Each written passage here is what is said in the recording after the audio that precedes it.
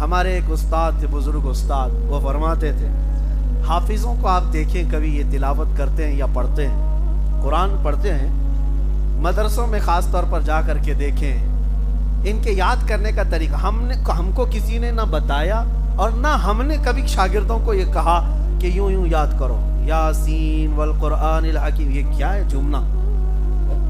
نہ ہم کو کبھی کسی استاد نے سکھایا تھا کہ جھوم جھوم کے پڑھنا چاہیے، نہ ہم نے کبھی کسی سے کہا، لیکن جاؤ کسی بھی مدرسے میں یہ بتایا نہیں جاتا ہے جھوم جھوم کر کے یاد کر، وہ خود ہی جھومتے رہتے ہیں۔ آپ اپنے گھر کا بچہ لا کر ہمارے مدرسے میں بٹھاؤ، 4 دن کے بعد وہ جھومنا نہ شروع کرے تو مجھ سے پوچھو۔ اگر قرآن پڑھنے کے لیے اس کو بٹھایا جائے تو وہ جھومنے لگے گا، یاسین والقرآن الحکیم انک لمن المرسلین۔ یہ منڈی ہلتی کیوں ہے؟ یہ شیک کیوں ہو رہا ہے؟ یہ پوری باڈی کیوں ہلتی ہے؟ اس کے متعلق ہمارے ایک بزرگ استاد ہیں، انہوں نے فرمایا تھا کہ جب قرآن کی پہلی آیتیں اتری تھی غار حرا میں، پہلی آیتیں اقرا سے لے کر علم الانسان ما لم یعلم تک، تو یہ 5 آیتیں جب اتری تھی تو میرے آقا کی پوری باڈی ہل گئی تھی، نبی پاک صلی اللہ تعالی علیہ وسلم جھوم گئے تھے۔ ان آیتوں کا بوجھ تھا یا یہ اس امانت کا اثر تھا کہ حضور پاک صلی اللہ تعالی علیہ وسلم ہلتے رہے، حرکت کرتے رہے۔ وہ ہمارے استاد فرماتے ہیں اس حرکت کا اثر آج تک ہے، جو بھی قرآن یاد کرتا ہے خود ہی حرکت کرنے لگتا ہے، وہ اثر آج تک موجود ہے۔ جو بھی قرآن پاک آج یاد کرتا ہے وہ اسے بتانے کی ضرورت نہیں، خود ہی ہلتا رہتا ہے۔ یہ قرآن پاک۔ دوسری بات میرے عزیزو، اس کی تاریخ مجھے آج بتانی تھی، میں نے شروعات یہ بتائی، غار حرا سے اس کی آیتیں شروع ہوئی، پہلی 5 آیتیں، پھر سیکنڈ مرتبہ میں 19 آیتیں آئی سورہ مدثر کی، علم الانسان ما لم یعلم تک پہلے بار نازل ہوئی۔ اس کے بعد دوسری بار جب جبرائیل امین علیہ السلام آئے تو یہ لے کر کے آئے، یا ایھا المدثر قم فانذر وربک فکبر وثیابک فطہر، 19 آیتیں پھر نازل۔ اس کے بعد پھر قرآن میں جو آج ترتیب ہے، آپ یہ سوچ سکتے ہیں کہ پہلے وہاں کی 5 آیتیں، پھر سورہ مدثر کی 19 آیتیں، نازل ہونے کی ترتیب بہت الگ ہے۔ قرآن کے نازل ہونے کی ترتیب بہت الگ ہے۔ آج جو ہم لوگ پڑھ رہے ہیں سورہ فاتحہ، اس کے بعد سورہ بقرہ، اس کے بعد آل عمران، یا جس طرح آیتیں ہیں، یہ جو آج ترتیب ہے تو کسی کے دماغ میں یہ نہیں آنا چاہیے کہ یہ بعد کی بنائی ہوئی ترتیب ہے، لوگوں نے اس کو اپنے انداز سے یوں جمع کر دیا۔ نہیں، نازل ہونے کے اعتبار سے حضور اکرم صلی اللہ تعالی علیہ وسلم جب لکھواتے تھے قرآن، کاتبان وحی جو صحابہ تھے، کئی صحابہ تھے، کچھ چمڑوں پر لکھتے تھے، کچھ پتھروں پر لکھتے تھے، نبی پاک صلی اللہ علیہ وسلم خود فرماتے اس آیت کو یہاں لکھو، اس آیت کو یہاں لکھو۔ تو حضور اکرم صلی اللہ علیہ وسلم خود بیان فرماتے، اسی اعتبار سے یہ سورتوں کی ترتیب بھی رکھی گئی اور آیتوں کی ترتیب بھی رکھی گئی، یہ ہماری بنائی ہوئی نہیں ہے۔ اس لیے کہ میں کل ہی ایک پاکھنڈی کسی پنڈت کو سن رہا تھا، وہ کہہ رہا تھا کہ قرآن میں ایک خلیفاؤں نے گھسپیٹ کیا ہے، داخل کر دیا ہے، اور اس اعتبار سے قرآن بھی کوئی اپنے اوریجنل صورت میں تھوڑی نہ ہے، وہ ایسا ہے کبڑا ہمیشہ یہ سوچتا ہے کہ پوری دنیا کبڑی رہے، بیچارے کے پاس تو کوئی ڈھنگ کی چیز ہے نہیں، اگر کوئی چیز پیش کرے تو کتابوں کا کوئی اتا پتہ نہیں۔ بہت ساری کتابیں، میں چیلنج کے ساتھ کہتا ہوں، دنیا میں موجود آج جتنی مقدس کتابیں لا کر کے دکھاؤ، کوئی بھی تحریف و تبدیل سے محفوظ آج تک نہیں، سب بدلی ہوئی ہیں، انہی لوگوں نے بدلا ہوا ہے، کوئی بھی محفوظ نہیں۔ اب قرآن پاک جو محفوظ ہے، ان کے پیٹ میں درد ہے، کہتے یہ ایک ہی چیز کیسے محفوظ ہے؟ اس کے لیے زبردستی شوشے چھوڑتے ہیں کہ یہ بھی ہو سکتا ہے خلیفاؤں نے گڑھ لیا ہوگا، ڈال لیا ہوگا اندر، اس میں داخل کر دیا ہوگا، تو یہ پاسیبلٹی پہ بات کرتے ہیں، ہو سکتا ہے، ہو سکتا ہے، ہو سکتا پہ تو ہم ان کو یہ کہہ سکتے ہیں آپ عورت ہو سکتے ہیں، ہو سکنے میں تو پاسیبلٹی کسی بھی چیز کی بات کر سکتے۔ دلیل ہے آپ کے پاس کوئی کہ قرآن کو کسی نے بدلا تھا یا اپنے انداز سے داخل کیا تھا؟ ایک خلیفہ نے، ایک بادشاہ نے، ایک حاکم، بہت سارے زمانے آئے لیکن دلیل ان کے پاس ہے ہی نہیں۔ میں آپ کو ایک مثال بتاتا ہوں، ایک بھی اگر انکاری 1400 سال میں مل جائے کہ قرآن جیسا رسول اللہ کے زمانے میں نازل ہوا تھا، یہ ویسا نہیں، کچھ الگ تھا، لا کر کے دکھا دیں، ایک بھی 1,20,000 صحابہ آخری حج میں میرے آقا کے ساتھ تھے، اس کے علاوہ اور بھی صحابہ تھے، 1,50,000 کے قریب صحابہ۔ آپ سوچ سکتے ہیں ایک کامن چیز ہے سمجھنے کے لیے، کیا 1,20,000 سے زیادہ لوگ ایک جھوٹ پر جمع ہو سکتے ہیں؟ کسی ایک جھوٹ پر؟ اگر ان میں سے کسی ایک کو بھی شک ہوتا کہ آیتیں ایسی نہیں ایسی تھی، حضرت ابو بکر کے زمانے میں ایسا ہو گیا، حضرت عمر کے زمانے میں ایسا ہو گیا، حضرت عثمان کے زمانے میں ایسا ہو گیا، ہم ایسا نہیں سنے تھے، ویسا تھا، لا کر کے دے، ایک نے بھی نہیں کہا۔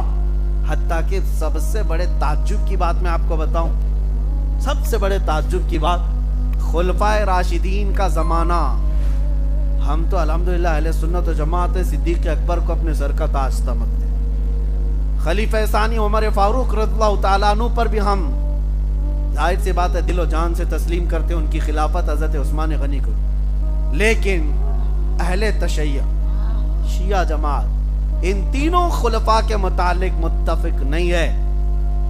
کھل کر کے میں بتاتا ہوں، حضرت ابو بکر صدیق، حضرت عمر، حضرت عثمان، تینوں خلفاء کے بارے میں ان کا متفقہ قول نہیں ہے۔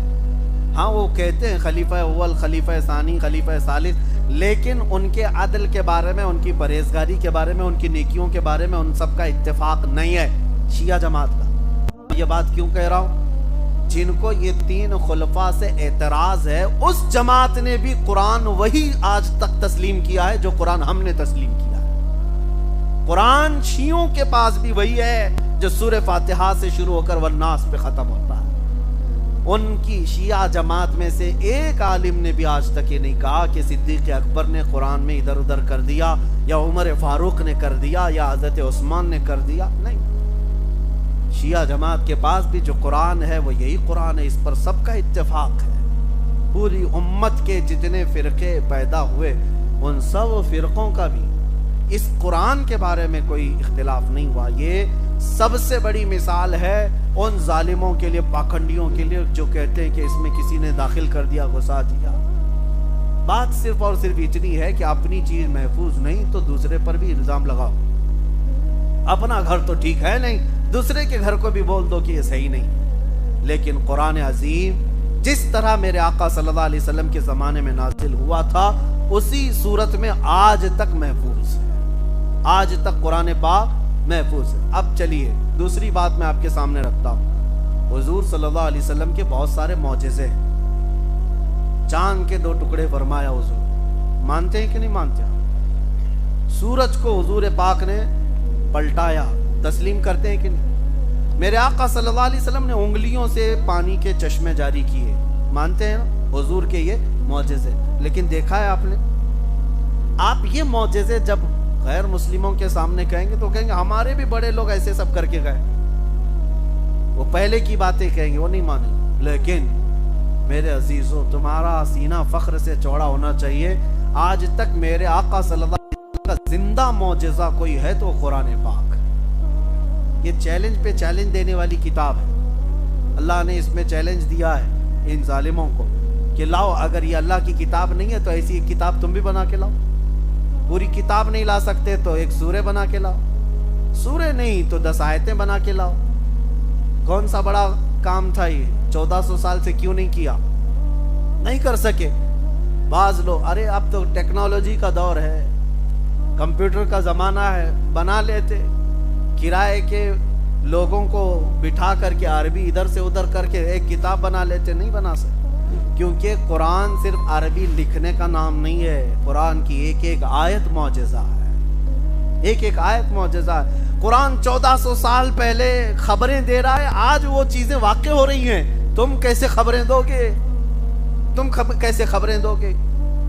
آج خبریں دو گے کہ 1400 اب اور زمانہ 40 سال کے بعد ایسا ہوگا، اٹکل پچھو تو مار سکتے ہو، لیکن قرآن جو ہے وہ حقانیت اور صداقت کی بات کرتا ہے، صداقت کی بات کرتا ہے۔ یہ چیزیں کہاں سے لائیں گے آپ؟ میرے عزیزوں، میں آج آپ کو قرآن کی طرف راغب کرنے کے لیے ایک بات اور بھی کہہ دوں، دنیا میں تمہارا امتحان ہوگا، تمہیں آزمایا جائے گا۔ آج میڈیا کے ذریعے سے دیکھا بھی جا رہا ہے کوئی بابا پرچیاں نکال کر کے لوگوں کے دماغ میں کیا کیا ہے وہ سب بتا دیتا ہے. لوگوں کو ایسا لگتا ہے ارے ہاں کیا چمتکار ہے بابا. میں وہ چمتکار کے بارے میں بتاتا ہوں اور تھوڑا انتظار کرو. اللہ تبارک و تعالی ہر چیز کو واضح کر کے سامنے لاتا ہے. انتظار کرو. لیکن ایمان والوں کے لیے امتحان یہ ہے تم دنیا میں کسی چمتکار کو دیکھ کر کے گرویدہ مت ہو جانا. میاں یہ تو بابا ہے ابھی دجال آنا باقی ہے. یہ تو پرچی دکھا رہا ہے. دجال تو بارش برسا کے دکھائے گا. ہاں یہ تو ابھی نام بتا دے تمہارے چاچا کے تمہارے بھتیجوں کے. دجال تو زمین سے پودے نکال کر دکھا دے گا بلکہ وہیں مارے گا وہیں زندہ بھی کر کے دکھائے گا. یہ تو میرے آقا نے پہلے سے فرمایا. تو کیا ایسی حرکتیں کر کے دکھا دینے پر تم فوراً آمنا صدقنا کہو گے؟ نہیں، میرے آقا نے فرمایا اس وقت ایک سچا مومن یہی کہے گا اللہ ربی یحیی و یمیت. میرا رب اللہ ہے، وہی زندگی دیتا ہے وہی موت دیتا ہے. آنکھوں پر پٹی تو پڑ سکتی ہے، شعبدہ بازی ہو سکتی ہے، جادوگری تو دنیا میں موجود ہے، تمہاری نظر بندی تو ہو سکتی ہے، لیکن حقیقت میں اشیاء کو بدلنا صرف اللہ کی قدرت ہے. اسی لیے میرے عزیزو قرآن کی سچائی پر یقین رکھو. تمہیں ادھر ادھر جانے کی ضرورت نہیں. یہ اللہ کا کلام کافی ہے. وَنُنَزِّلُ مِنَ الْقُرْآنِ مَا هُوَ شِفَاء. اللہ نے فرمایا ہم نے ہر وہ چیز اتار دی ہے اس قرآن میں جو مومنوں کے لیے رحمت بھی ہے اور شفا بھی ہے. مومنوں کے لیے رحمت بھی ہے اور شفا بھی ہے. قرآن کی تاریخ میں ایک چیز میں آپ کو بتا دوں، یہ ایسا معجز کلام ہے. معجز کا مطلب عاجز کرنے والا کلام. آپ کو کیا لگتا ہے اس کا جواب کوئی لایا نہیں ہوگا؟ اب تک لانے کی کوشش کیے تھے عرب لوگ، اور وہ بھی بھاڑے کے لوگ، کرائے کے لوگ، شاعر لوگ. مکہ والے پریشان ہو گئے آیتیں سن سن کر کے. حضور فرماتے لاؤ ایک آیت، لاؤ 10 آیتیں، لاؤ ایک سورہ، کیونکہ تمہاری زبان بھی وہی ہے جو قرآن کی زبان ہے. کیوں نہیں لاتے بنا کر کے؟ ان کی طاقت نہیں ہوئی تو یمن کے، شام کے، جگہ جگہ کے جو بڑے بڑے فصیح و بلیغ شاعر تھے ان کو لے کے آئے. کہا کہ جتنے پیسے چاہیے لے لو، یہ قرآن کا جواب لکھ کر کے لاؤ. وہ پیسے تو لے کر کے گئے. 1 سال تک کھا پی کر کے دوسرے سال آئے اور کہا کہ نہیں بنا پایا اور تھوڑے پیسے دے دو. بڑے بڑے مالداروں نے دوسرے سال پھر پیسے دیے، جاؤ کچھ تو بنا کے لاؤ. دوسرے سال گئے، سال بھر حج کے موسم میں آتے تھے سارے لوگ، مکہ میں جمع ہوتے تھے. اب ان کو ڈر لگنے لگا دوسرے سال اگر نہیں لے کے جائیں گے تو یہ عرب کے بڑے بڑے سر پھرے سیٹ لوگ جو ہے مار ڈالیں گے. تو کچھ نہ کچھ بنا کے لے کے آئے شاعر لوگ. ابھی ہم نے آج پڑھی ہے قرآن کی سورہ القاریعۃ ما القاریعہ وما ادراک ما القاریعہ. اللہ نے فرمایا وہ چنگھاڑنے والی، قیامت کا تذکرہ ہے اس میں. چنگھاڑ، کیسی چنگھاڑ جو قیامت کے وقت آئے گی کہ انسان روئی کے پھائے کی طرح اڑ رہے ہوں گے. یعنی تمام پہاڑوں کو دیکھو کہ تم ہوا میں اڑ رہے ہوں گے، گردش کر رہے ہوں. یہ قیامت کا منظر ہے اس میں سورہ میں. القاریعۃ ما القاریعہ وما ادراک ما القاریعہ. اس سورے کے وزن پر انہوں نے بھی ایک بنا لیا لے کر کیا الفیل ما الفیل وما ادراک ما الفیل خرطومہ طویل، عربی میں جس کا مطلب یہ ہوتا ہے ہاتھی. تم کیا جانو ہاتھی، ہاتھی کیسی ہوتی ہے؟ اس کی سونڈ لمبی ہوتی ہے، دم چھوٹی ہوتی ہے، پیٹ بڑا ہوتا ہے، پیر اونچے ہوتے ہیں. لے کر کے آئے مکہ والوں کے سامنے، تلاوت کیا الفیل میں، سب گھبرا کے کھڑے ہو گئے اور سب کہنے لگے کیا بکواس ہے، کیا بکواس ہے. ہاتھی، تم کیا جانو ہاتھی، سونڈ لمبی ہوتی ہے، پونچھ چھوٹی ہوتی ہے، یہ کوئی سورہ بنا کر کے لائے ہو؟ بہت پھٹکار کھائی اور خود ہنسنے بھی لگے. خود بنا کر کے لائے اور خود ہنسنے بھی لگے، ہم نے کیا بنا دی. کہا اس بار تمہیں جو ہے وارننگ دیتا ہوں. بڑے سیٹ نے کہا اگر تیسرے سال خالی ہاتھ آئے تو مارے جاؤ گے، قرآن کے جواب میں کچھ تو لے کے آؤ. یہ کوشش میاں پہلے سے ہوتی رہی ہے. بیچارے آج میڈیا کے ایک میز پر بیٹھ کر کے کہتے ہیں کہ 26 آیتیں نکال دیں گے. وہ بڑے بڑے عرب نہیں کر پائے، یہ لوگ کریں گے جن کو پیشاب کا طریقہ نہیں معلوم. قرآن کی 26 آیتوں کے بارے میں آپ سے کہتا ہوں، تیسرے سال بیچارے کیا کیے، کہا کہ اب بنانے کی ہمت نہیں ہے، اب ہاتھی کا بنائے پھر اگلے سال گھوڑے کا نہ بنا لے. بناتے نہیں. قرآن میں کچھ اگر نقص ہے، عیب ہے تو اس کو ڈھونڈ کے لے جاتے ہیں. جو عربی گرامر سے گرے ہوئے تو 4 لفظ ڈھونڈ کے لائے، 4 لفظ قرآن کے اندر کے ڈھونڈ کے لائے کہ یہ عرب نہیں بولتے، ایسی بات قرآن میں آئی ہے. فصیح نہیں ہے، یہ فصیح عربی سے گری ہوئی چیز. وہ کیا تھے؟ 4 لفظ تھے. حضوا، حضوا کا مطلب ہوتا ہے مذاق، لیکن قرآن میں حضوا، عرب لوگ اس کو استہزاء کہتے تھے. قرآن میں دوسرا ایک لفظ استعمال ہے، وہ کبار، بوڑھے کو کہتے ہیں، لیکن عرب لوگ کبار نہیں، کبیر استعمال کرتے تھے. اور قرآن میں ایک لفظ استعمال ہے عجاب. عرب لوگ عجاب نہیں، عجیب استعمال کرتے ہیں. عجیب و غریب چیز کو قرآن میں عجاب آیا ہے، تو کہنے لگے ایسے ورڈز آئے ہیں قرآن میں جو عرب یوز نہیں کرتے. عرب لوگ جو یوز کرتے ہیں وہ فصیح زبان ہوتی. لشیء ہے، لشیء ہونا چاہیے. 4 غلطیاں ڈھونڈ کے لائے، اور جب وہ آئے تو مکہ والے خوش ہو گئے، چلو کچھ تو لائے 3 سال پیسے کھا کر. حضور کے پاس وہ آئے، حضور سے کہا کہ دیکھو محمد صلی اللہ علیہ وسلم، ہم نے تمہارے اس کلام قرآن سے 4 ایسی غلطیاں نکالی ہیں جو عرب لوگ استعمال نہیں کرتے، عربوں کے درمیان یہ رواج نہیں ہے. حضور نے فرمایا میں تم سے نہیں بات کرتا، ہمارے اور تمہارے درمیان فیصلہ کرنے کسی بڑے بوڑھے آدمی کو لے آؤ جس کی زبان دانی پر سب کا اتفاق ہو، سب اس پر اتفاق کر. تو اس زمانے میں 96 ایئر کا ایک بوڑھا تھا جو پہاڑوں پہ رہتا تھا. اس کی زبان ایک دم اوریجنل زبان، بالکل پیور عربی، کیونکہ کبھی وہ لوگوں سے ملنا جلنا نہیں، اپنی زبان کی حفاظت کے لیے بیچارہ بوڑھا پہاڑوں پہ رہتا تھا. ان مکہ والوں نے کہا ہم اس کو لے کے آئیں گے، وہ استاد فیصلہ کرے گا. حضور نے فرمایا لے آؤ اس کو لے کر کے آئے. جب وہ بوڑھا آیا تو حضور بیٹھے ہوئے تھے. بڑے لوگوں کے آتے ہی تعظیم کی جاتی تھی، حضور کھڑے نہیں ہوئے، حضور بیٹھے رہے. وہ بوڑھا دیکھتا رہا اور آ کر کے حضور کے سامنے بیٹھ گیا تو حضور کھڑے ہو گئے. جب وہ بیٹھا حضور کھڑے ہو گئے تو وہ گھبرا کے وہ بھی کھڑا ہو گیا. حضور پھر بیٹھ گئے، وہ پھر بیٹھ گیا. حضور نے فرمایا یہاں نہیں، یہاں بیٹھو بازو. اس کو وہاں سے اٹھائے، بازو میں بیٹھے. اس کے بعد پھر حضور نے فرمایا نہیں نہیں ادھر نہیں، ادھر بیٹھو. 96 سال کے بوڑھے کو اٹھاؤ بٹھاؤ، ویسے ہی بوڑھے سٹیا جائے. وہ بیچارہ ادھر سے ادھر، ادھر سے ادھر کیا، غصے میں آ گیا. غصے میں آ کر کی جو اصلی زبان ہوتی وہی نکلتی. اس نے کہا یا محمد اتتخذنی حضوا وانی شیخ کبار وان ھذا منکم لشیء عجاب. وہ 4 غلطیاں جو یہ پکڑ کے لائے تھے، وہ بوڑھا وہی 4 باتیں بول رہا تھا. وہ کہہ رہا تھا اے محمد تم میرا مذاق اڑا رہے ہو. حضوا کا لفظ اس نے استعمال کیا. کہا انی لشیخ کبار، میں تو کبار بوڑھا آدمی ہوں. وَإِنَّ هَذَا مِنْكُمْ لَشَيْءٌ عُجَابٌ، اور ایسی حرکت آپ جیسے آدمی سے بہت عجیب ہے. اس نے نہ عجیب کہا، نہ کبیر کہا، نہ استہزاء کہا. اس نے کہا حضوا، عجاب، کبار. جو عرب لوگ غلطیاں پکڑ کے لائے تھے کہ عربی لوگ استعمال نہیں کرتے، یہ بوڑھا سٹیا کر وہی لفظ استعمال کر رہا ہے.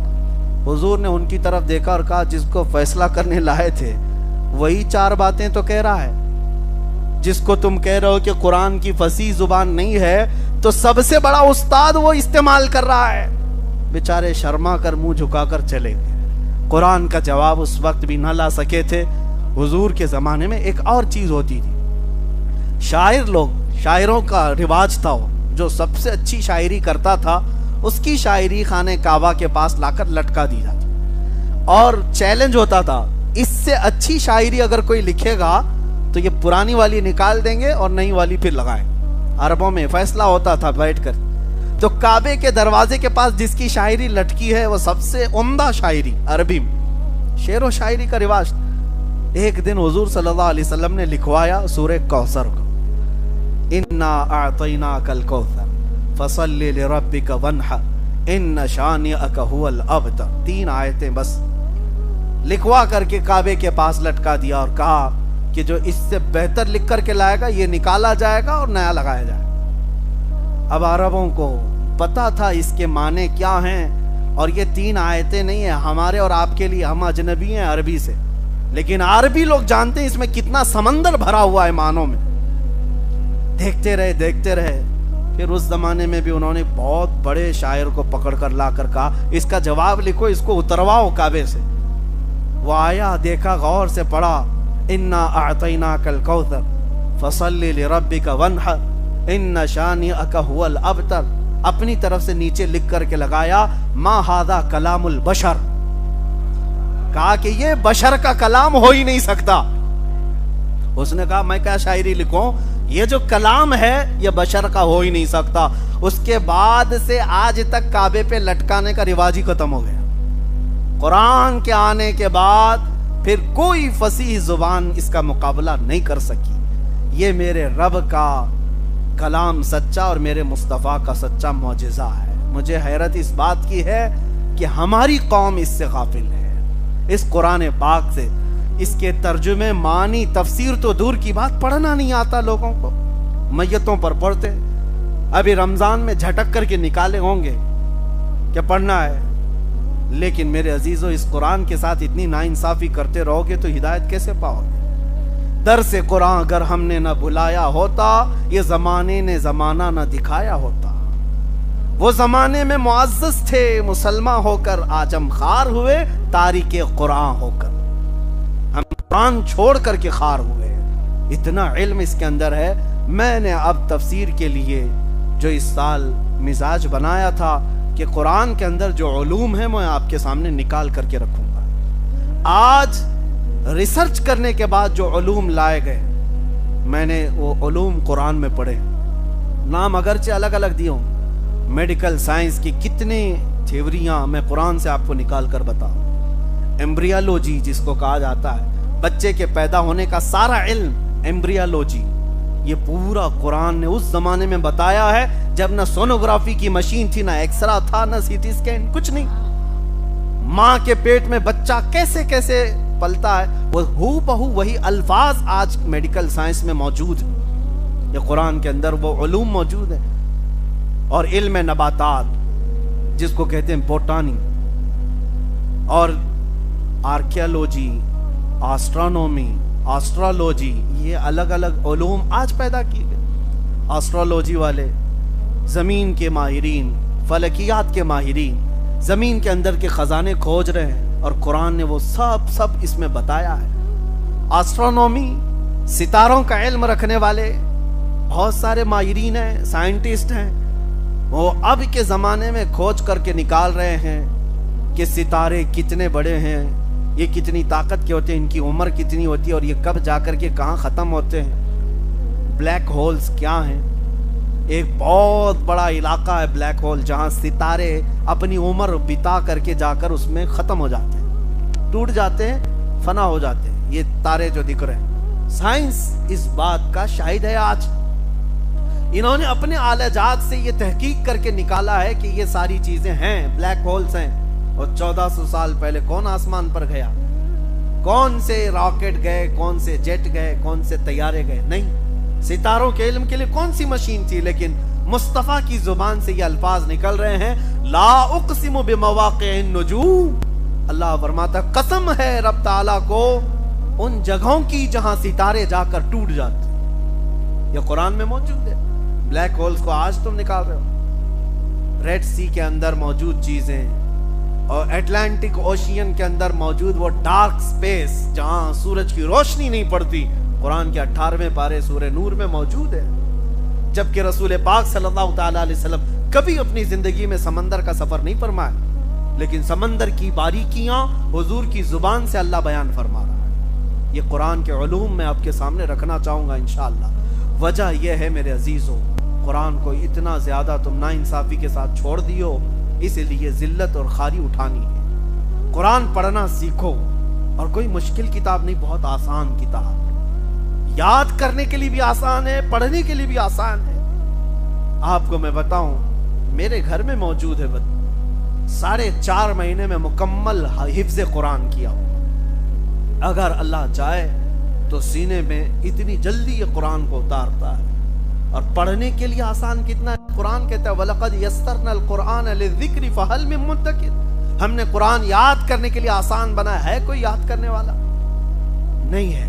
قرآن پڑھتے نہیں, ایک رکوع پڑھتے ہیں کہ تھک جاتے ہیں, بند کر کے چلے جاتے ہیں. تم نے کبھی سوچا ہم گھنٹوں موبائل چلا لیتے ہیں, اکتاہٹ نہیں آتی, سب کے میسیجز پڑھتے ہیں, فالتو میسیجز سب دیکھتے رہتے ہیں, لیکن قرآن پڑھنے میں کیوں دقت کیوں آتے ہیں؟ دل کے کالا ہونے کی علامات میں سے, دل کے مردہ ہونے کی علامات میں سے. اٹھاؤ, رمضان المبارک آ چکا ہے.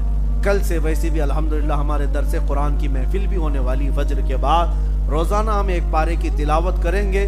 جب تراویح میں ہمارا ختم قرآن ہوگا انشاءاللہ آپ تلاوت قرآن میں بھی مکمل قرآن ختم ہوگا انشاءاللہ. اللہ تبارک و تعالیٰ کہنے سننے سے زیادہ عمل کی توفیق عطا فرمائے. اب میں اخیر میں یہی دعا کروں گا کہ آج سے ہم نے قرآن کے متعلق یہ معلومات آپ کے سامنے رکھی ہیں, اور پھر میں زمانے کے آج اعتراضات جو ہیں قرآن پر, اس پر بھی میں انشاءاللہ آؤں گا. کسی دن عرض کروں گا 26 آیتوں کے متعلق میرا ایک مکمل بیان موجود ہے کہ اس میں آیتیں دہشت گردی کو بڑھاوا دیتی ہیں, فلاں ہیں, ایسی ہیں.